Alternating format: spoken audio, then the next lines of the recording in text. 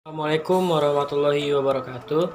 Ahmad di sini akan menguji praktikum transportasi sel berdasarkan konsep osmosis, yaitu tekanan osmosis yang akan dilakukan pada bahan makanan yaitu kentang. Nah, untuk selanjutnya mari kita perhatikan alat dan bahan berikut. Dan bahan-bahan yang akan kita ujikan yaitu bahan utama, bahan makanan yaitu kentang, yang kita akan menguji tekanan osmosis pada kentang. Lalu di sini ada ada gula yang dibikin larutan gula, ada garam yang akan dibuat larutan garam, ada 3 buah wadah untuk pengujian sampel yang akan direndam oleh larutan tersebut. Dan juga di sini ada timbangan untuk mengecek timbangan dari hasil pengamatan yang akan kita uji. Ada tisu untuk mengelap dan ada pisau untuk mengupas kentang. Pertama-tama kita cuci kentangnya ke dalam air suling atau air keran. Kita cuci sampai bersih hingga tidak ada kotoran. Lalu kemudian ketika sudah dicuci bersih, kita akan mengupas. Kita lap dulu dan kita akan mengupasnya menggunakan pisau.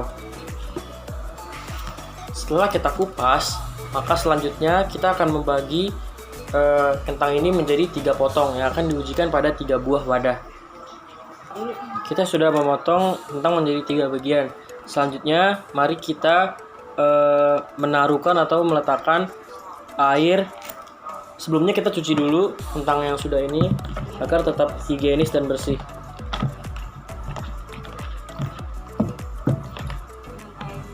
Lalu setelah itu kita akan memasukkan berapa mililiter air ke dalam 3 wadah yang sudah disiapkan.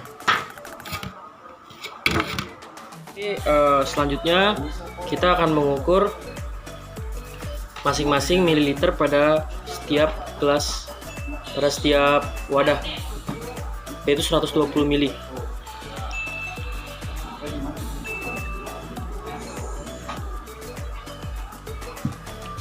Wadah pertama,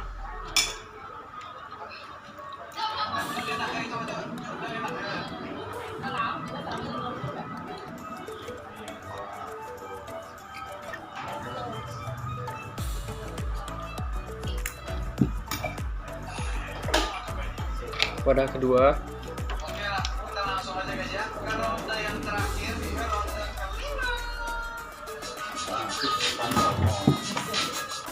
dan air pada wadah yang ketiga, 120 ml air.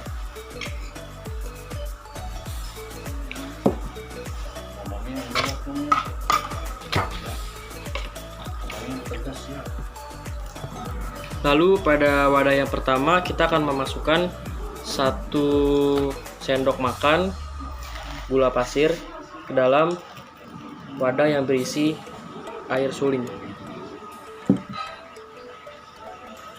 1 sendok makan gula pasir, lalu kita aduk agar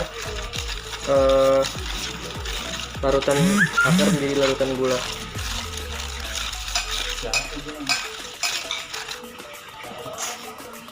Dan pada wadah yang kedua kita akan memasukkan 1 sendok makan garam ke dalam air suling.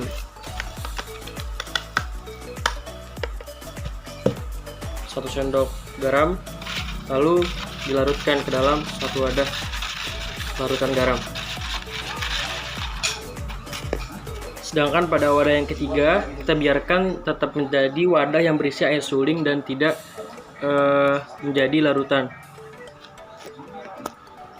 Selanjutnya kita akan mengukur masing-masing berat awal dari potongan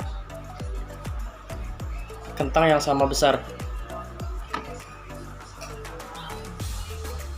Kentang pertama tetap 0,1, kentang kedua 0,1 gram, dan kentang ketiga tetap 0,1 gram. Lalu ketiga kentang ini akan kita masukkan ke dalam 3 wadah yang berbeda.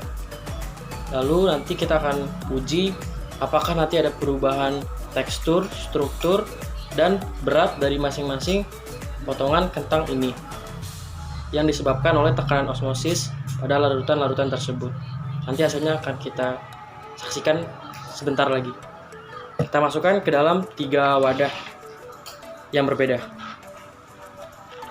Wadah yang berisi larutan garam, wadah yang berisi larutan gula, dan wadah yang berisi hanya air suling saja. Dan kita sudah rendam dan kita tunggu hingga 20 menit lamanya.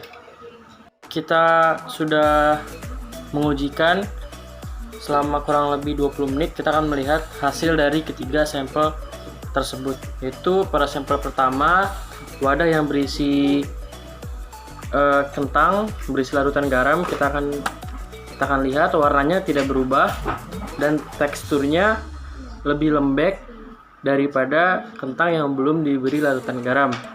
Lebih lembek, dan kita akan coba menimbangnya di timbangan.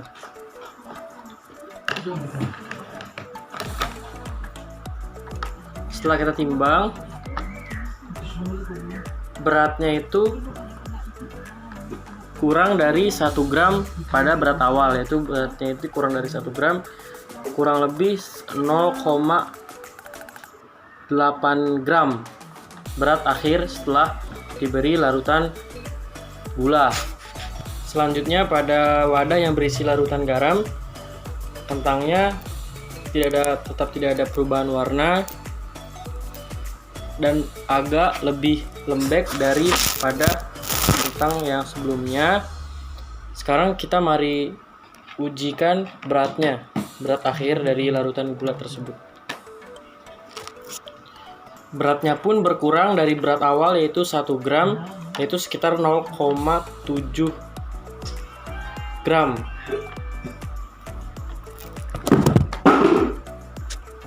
Selanjutnya pada air suling biasa, ini teksturnya sangat keras dibandingkan awal, keras dan tidak lembek ya.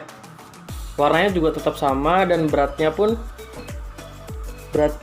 nambah 0,2 gram. Berat akhirnya yaitu 1,2 gram.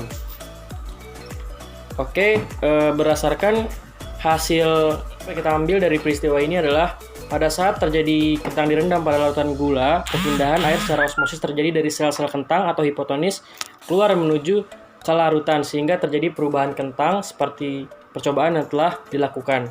Pada larutan gula dan larutan garam, sel kentang mengalami kekurangan air sehingga menjadi plasmolisis, yaitu menurunnya tekanan turgor atau tekanan pada kentang. Oleh sebab itu, berat kentang pun akan berkurang dan kentang pun akan semakin lembek. Kondisi sebaliknya terjadi pada kentang yang direndam pada larutan air biasa. Perpindahan air secara osmosis terjadi pada air suling atau hipotonis menuju sel-sel kentang atau hipertonis. Nah, hal ini berbanding terbalik bila tekanan turgor berkurang pada larutan gula dan larutan garam. Pada air suling biasa, tekanan turgor masuk ke dalam sel-sel kentang atau hipotonis. Nah, maka tekanan turgor menjadi tinggi. Inilah yang menyebabkan kentang menjadi keras. Dan ini juga yang menjadi alasan bahwa kentang akan menjadi semakin berat. Oke, sekian praktikum dari Ahmad. Kurang lebihnya mohon maaf. Wabillahi taufiq wal hidayah. Assalamualaikum warahmatullahi wabarakatuh.